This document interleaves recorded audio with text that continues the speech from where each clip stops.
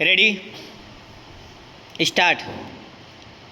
देव ऋषि नारद के तप में जब कामदेव ने विघ्न डाला तो नारद ने कामदेव को तो पराजित कर दिया, लेकिन नारद जी को अपने तप का अभिमान हो गया।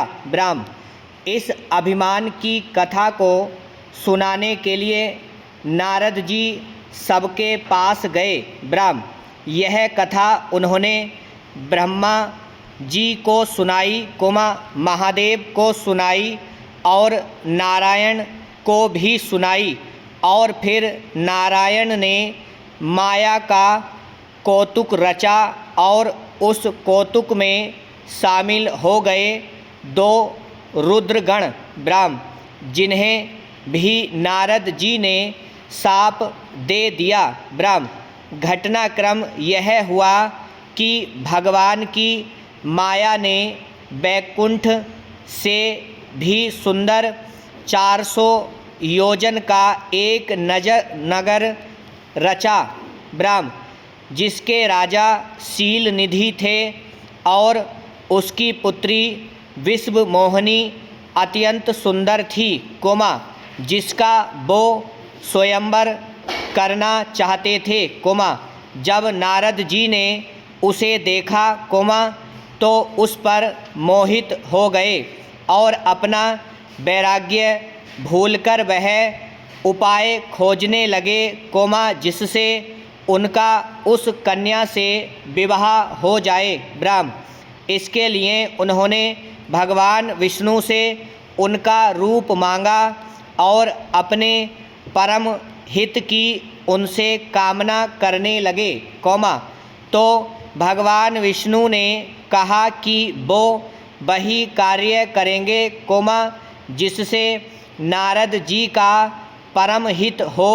और भगवान ने उन्हें कुरूप बना दिया, अतः स्वयंवर में कन्या ने देवऋषि नारद की ओर पल भर देखा भी नहीं।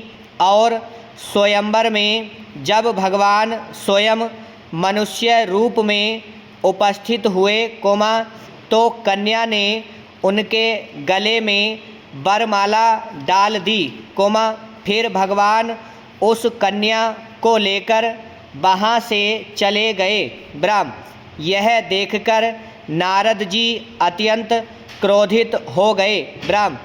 इस संपूर्ण घटनाक्रम को दो रुद्रगण देख रहे थे और वो देवऋषि नारद का मजाक भी उड़ा रहे थे।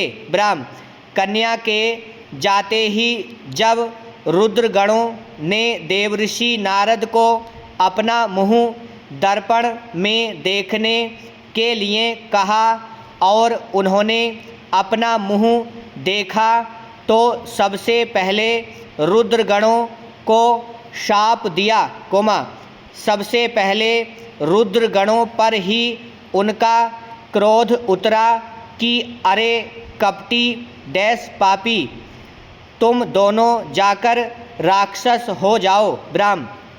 फिर वे नारायण के पास गए और उनको दो पत्नियां देखकर क्रोधित होकर शाप दिया, अरे जिस शरीर को धारण करके तुमने मुझे ठगा है, तुम भी वही मनुष्य शरीर धारण करो।